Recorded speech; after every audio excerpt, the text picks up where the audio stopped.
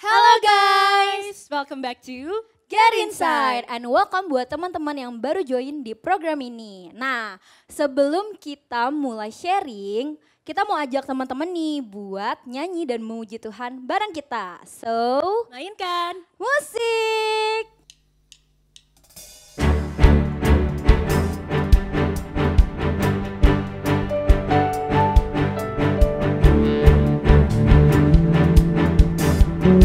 Mari kita memuji Tuhan.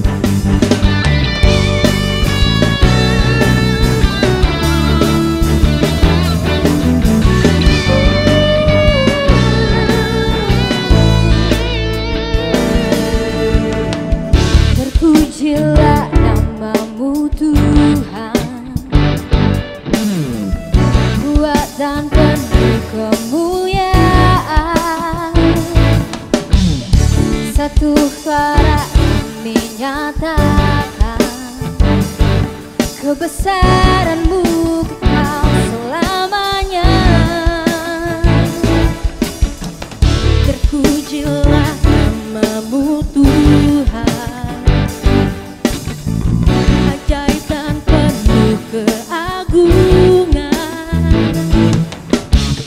Satu hati kami nyatakan kerajaan-Mu kekal selamanya.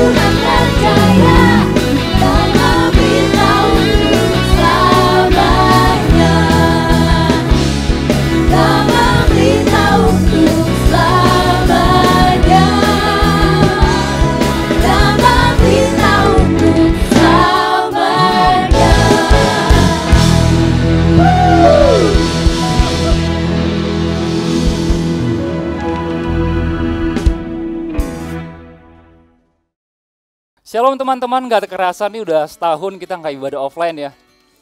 Ternyata emang gara-gara COVID nih kita jadi kayak begini ya.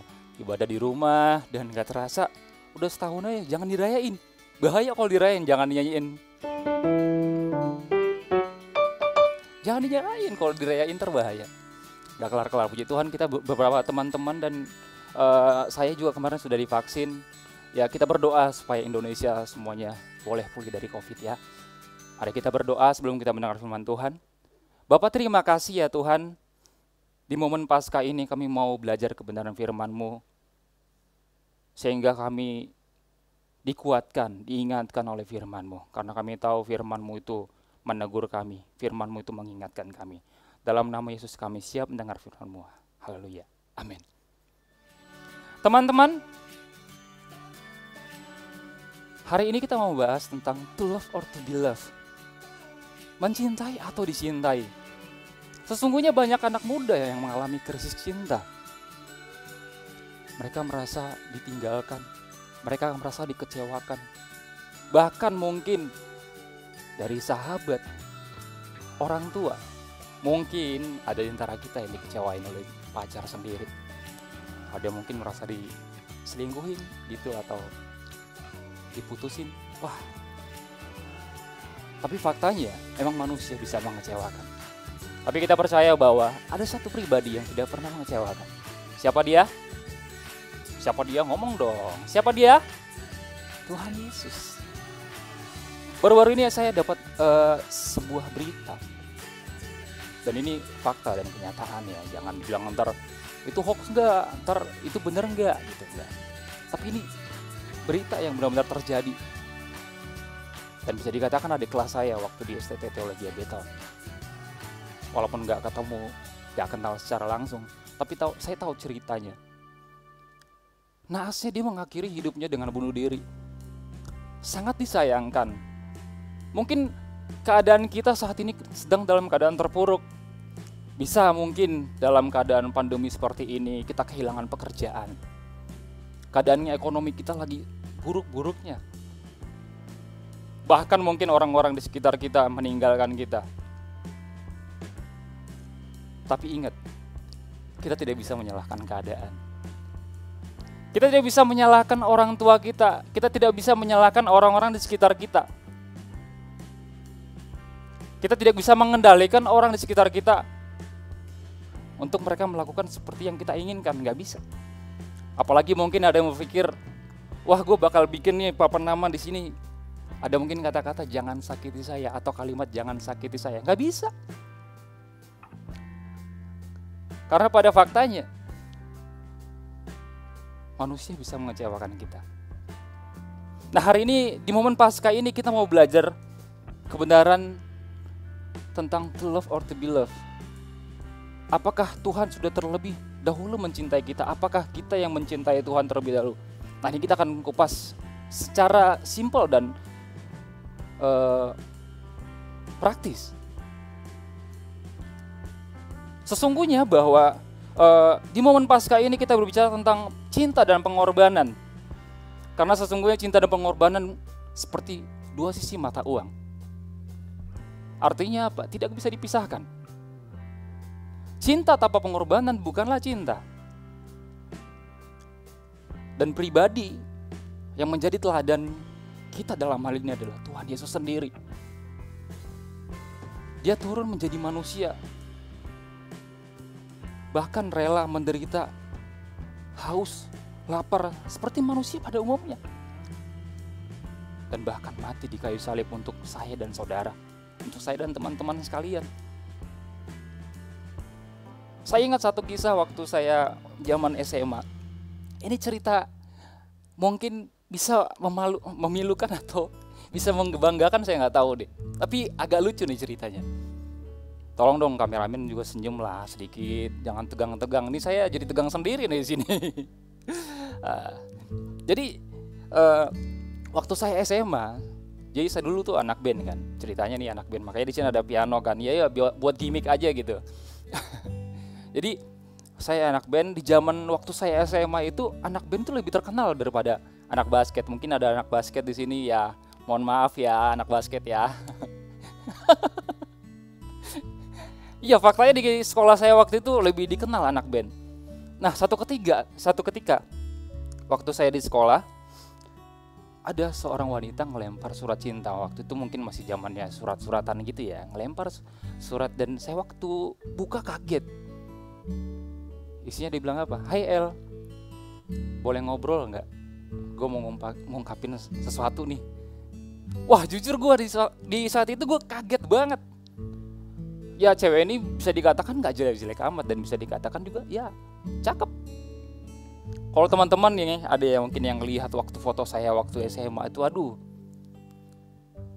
memprihatinkan lah pokoknya. Kurus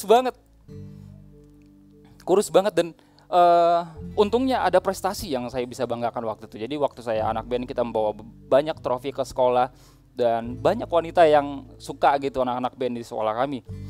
Nah, waktu cewek ini ngasih surat cinta kepada saya,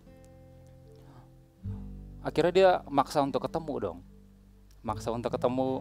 Ternyata kita ketemu lah akhirnya di lapangan basket waktu itu. Dan bisa lu bayangin gak, dia ngungkapin perasaannya itu di depan teman-teman yang lain. Gue antara malu, tapi di satu sisi hati gue kayak ada kebanggaan tersendiri gitu. Wah, ini gimana ya? Satu sisi kayak, aduh, ini apakah ini cinta beneran atau gimana? Tapi waktu itu perasaan bangga itu ada dalam diri saya.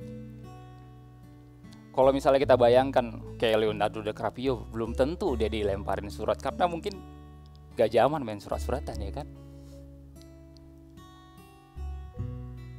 Tapi cerita ini mungkin bisa menguatkan kita bahwa ada satu pribadi yang mencintai kita. Jadi kita harus membangun perasaan bahwa ada satu pribadi yang memperhatikan kita. Apalagi waktu di zaman itu ketika seorang ditembak oleh pasangan atau lawan jenisnya, itu kayak ada satu kebanggaan tersendiri. Gak tahu di zaman kita sekarang ya. Tapi kalau apalagi cowok gitu kan ditembak sama seorang wanita, kayak ada kebanggaan tersendiri. Nah, hari ini kita belajar bahwa kita harus menyadari ada satu pribadi yang mencintai kita. Sehingga dalam keadaan terpuruk apapun kita saat ini, dikecewakan dalam keadaan apapun, kita meyakini bahwa ada satu pribadi yang mengasihi kita.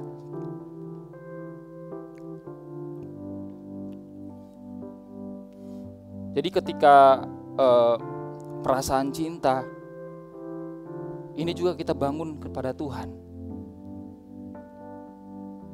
Sama halnya seperti orang tua mengasihi kita, mencintai kita di zaman kecil, apalagi ketika waktu saya masih balita. Orang tua berusaha untuk memberikan yang terbaik kepada kita. Semua dikasih. Papa saya adalah seorang gembala. Ya tahulah gembala sidang di daerah. Ya dalam keadaan susah. Tapi di tempat saya waktu itu, di pastori, tempat kami tinggal, banyak anak-anak jemaat dari luar daerah yang dititipkan. Dan orang tua saya harus bertanggung jawab untuk memenuhi kebutuhan mereka. Bayangkan, kami anak-anak waktu itu makan ikan cuek, tahu ikan cuek ya? Ikan cuek itu dipotong bagi 3. Bagian ekor, bagian dada, bagian kepala. Itu bagi 3, dipotong lagi bagian itu durinya, jadi dipisah lagi, jadi bagi 6. Waktu itu saya ingat ada 12 orang ada di rumah kami. Tapi orang tua saya rela makan ubi, makan jagung, kadang-kadang pakai sambal ikan asin. Demi untuk anak-anak ini, kami semuanya gizi terpenuhi. Sama dengan Tuhan. Tuhan menginginkan kita bahagia.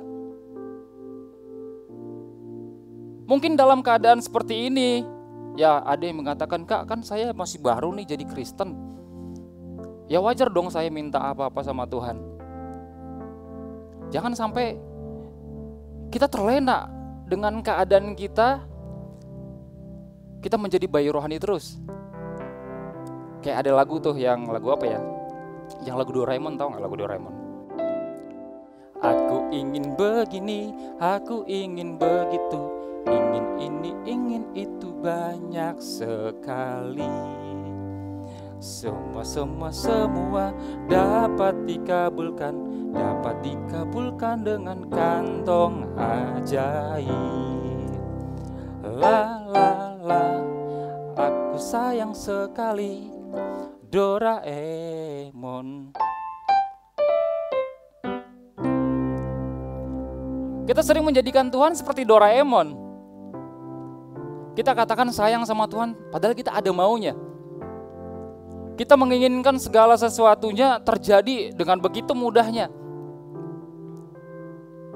Seperti cinta kita kepada orang tua tadi. Mungkin masa-masa kecil kita, masa-masa balita kita, oke, orang tua memenuhi seluruh apa yang kita perlukan. Mungkin kita ingin apa, mainan, semuanya dikasih sama orang tua kita. Tapi ingat, ketika kita belajar, ketika kita mulai SMA, bagaimana kita membalas cinta orang tua kepada mereka, cinta kita kepada orang tua kita. Ya dengan kita maksimal di sekolah kita belajar sungguh-sungguh. Akhirnya nanti ketika kita mendapat pekerjaan yang baik, kita memperhatikan mereka. Itu sebagai balasan cinta kita kepada orang tua. Sama dengan cinta kita kepada Tuhan. Ketika kita bayi rohani, oke, kita minta ini, Tuhan aku minta ini. Kadang-kadang Tuhan kasih. Tuhan sering kasih, tapi mungkin semakin sini, kita merasa seperti Tuhan tidak ada. Ingat, ketika kita sudah makin dewasa di dalam Tuhan, kita harus mulai memikirkan apa yang menyenangkan hati Tuhan. Sehingga kita tidak berkata, aku ingin. Tapi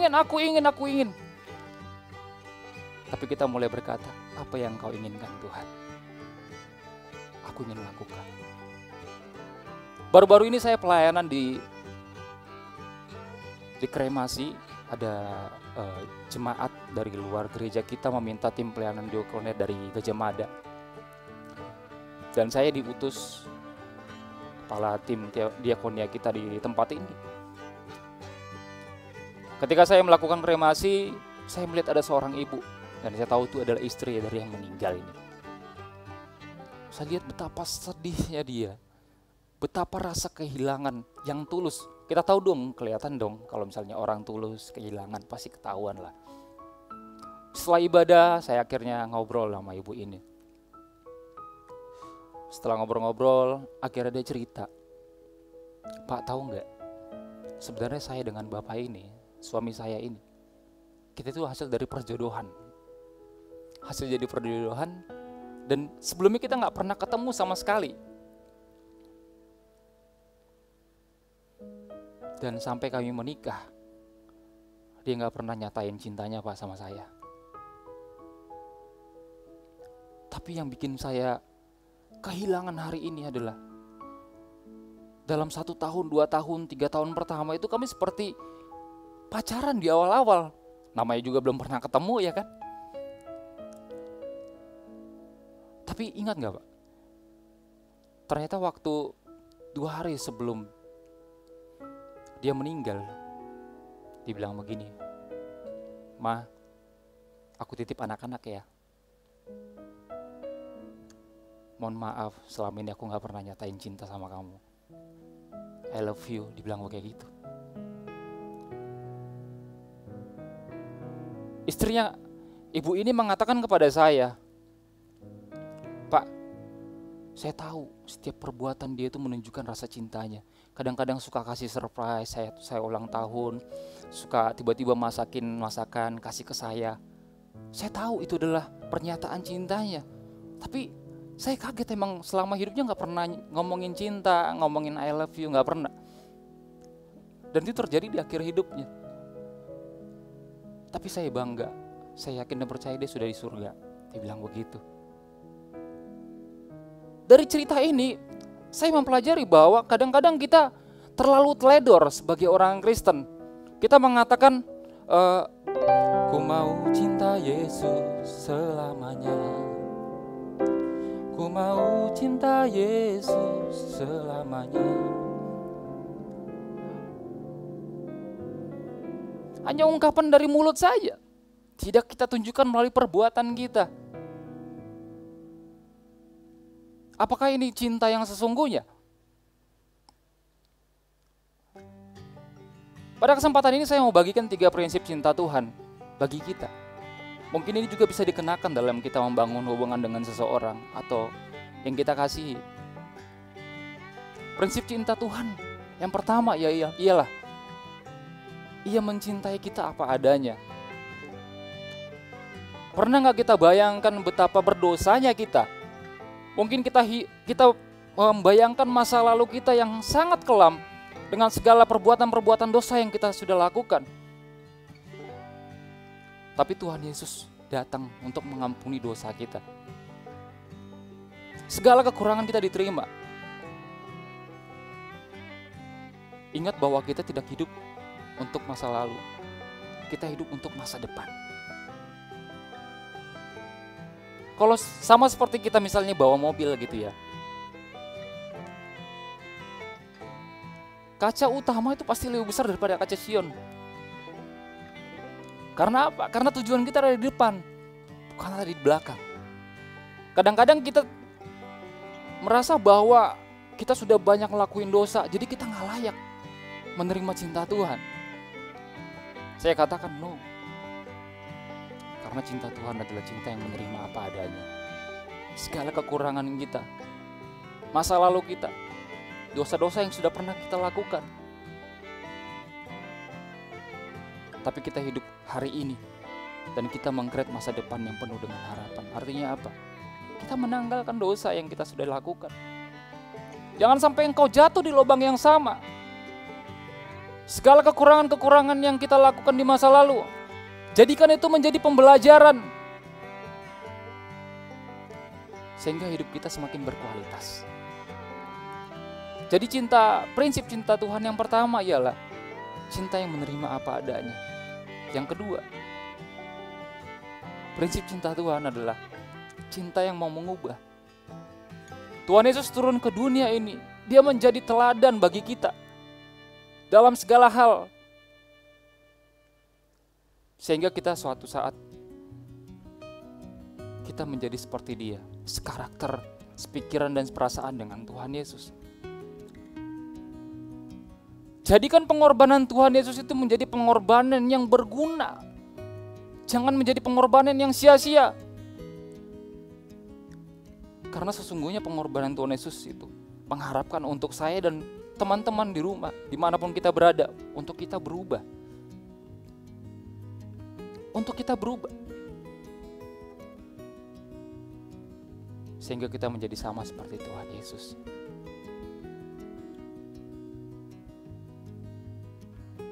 Sempurna seperti Dia. Arti sempurna itu sebenarnya apa sih? Ya, kita sempurna di level kita masing-masing. Level saya mungkin kelas 3 SMP. Ujian kelas 3 SMP pasti berbeda dengan ujian kelas 3 SMA. Tapi saya maksimalkan di 3 SMP. Nah, ketika ada pencobaan datang, ketika ada ujian datang, jadikan itu ujian untuk naik kelas. Jadi mungkin di antara kita ada yang mengalami banyak masalah. Kak, gimana ini, aku udah gak sanggup lagi. Ingat bahwa segala pencobaan yang kita alami tidak akan lebih dari kekuatan kita. Allah turut bekerja dalam segala sesuatu untuk mendatangkan kebaikan bagi mereka yang mengasihi Dia. Artinya apa? Tuhan berperkara dari setiap kejadian-kejadian yang kita alami untuk memproses iman kita, supaya kita makin dewasa di dalam Tuhan. Jadi tidak ada kejadian yang terjadi sia-sia. Mungkin kita disakiti, dikecewakan. Oke. Tapi kalau misalnya kita kepahitan, itu bukanlah keadaan. Kepahitan itu adalah pilihanmu sendiri. Karena engkau membiarkan dirimu untuk merasa disakiti. Kemarahan itu bukan keadaan, tapi itu pilihanmu sendiri karena engkau memilih untuk marah. Semua tergantung dari hati kita.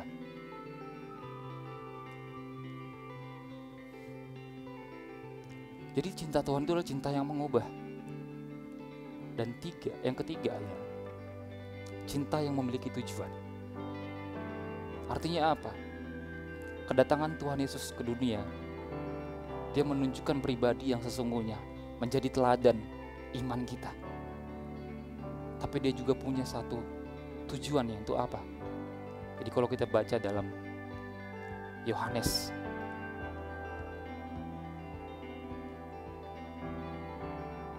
Yohanes 14 ayat 2-3. Di rumah Bapakku banyak tempat tinggal.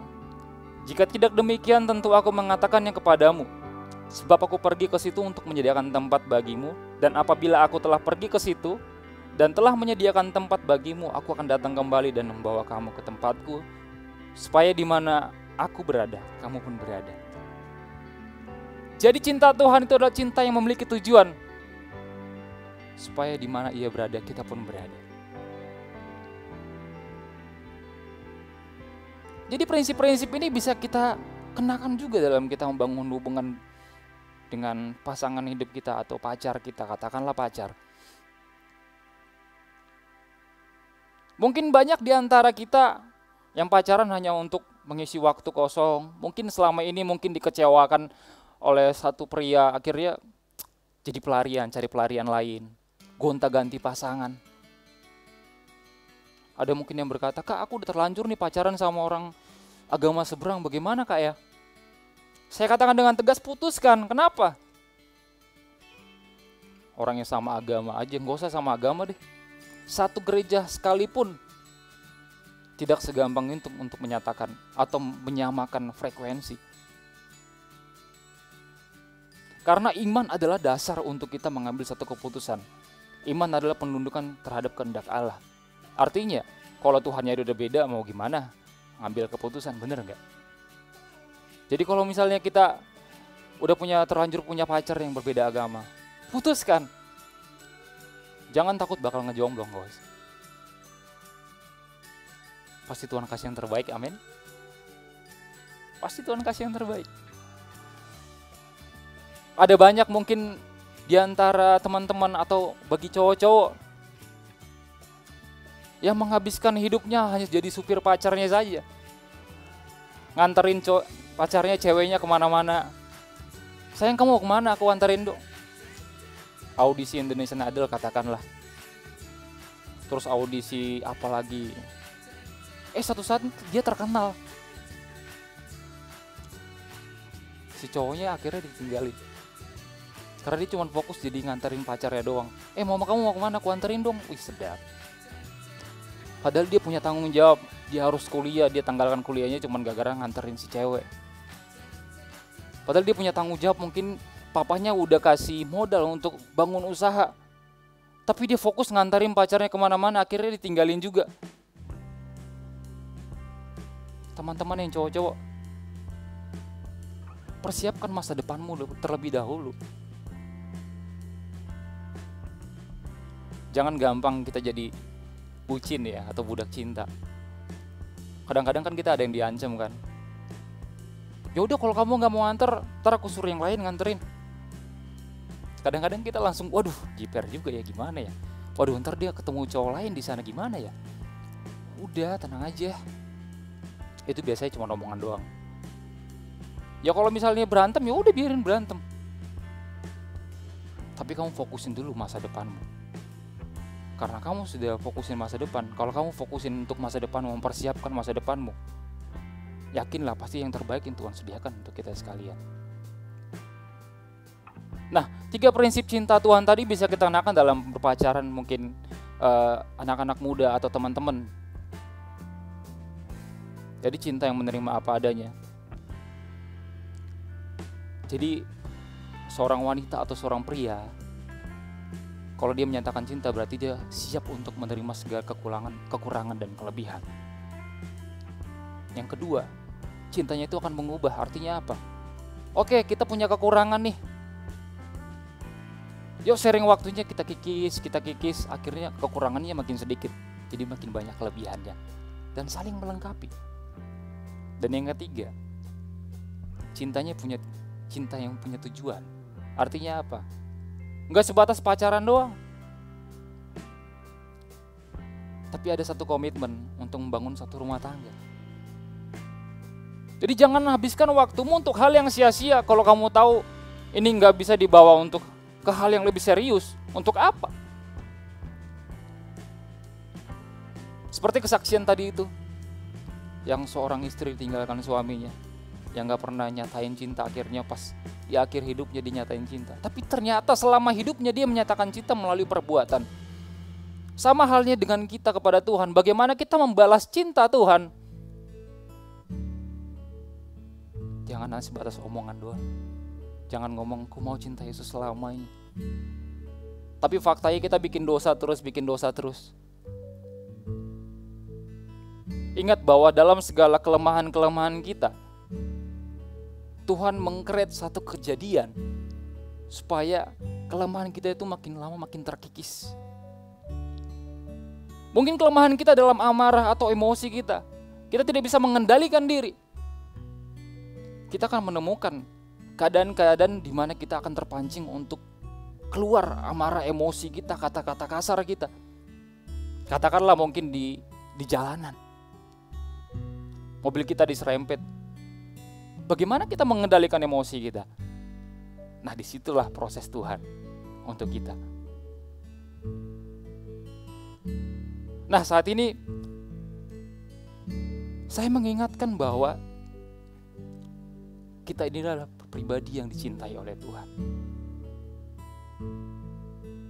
Firman Tuhan hari ini ibarat kata kalau surat menyurat, Tuhan udah kasih surat cintanya buat kita. So balas surat cintanya. Kalau ibarat Instagram mungkin ini DM-nya Tuhan buat lo. So balas DM-nya. Yuk buka YouTube channel kita. GSKI Gajah Mada, banyak program-program yang disediakan yang membangun iman kita. Kadang-kadang kalau kita bangun pagi gitu, yang terlebih dahulu kita lakukan apa? Kita buka handphone. Kita ngecek, ada WA-nya si dia gitu kan. Tapi kita lupa mengucap syukur, kita lupa berdoa.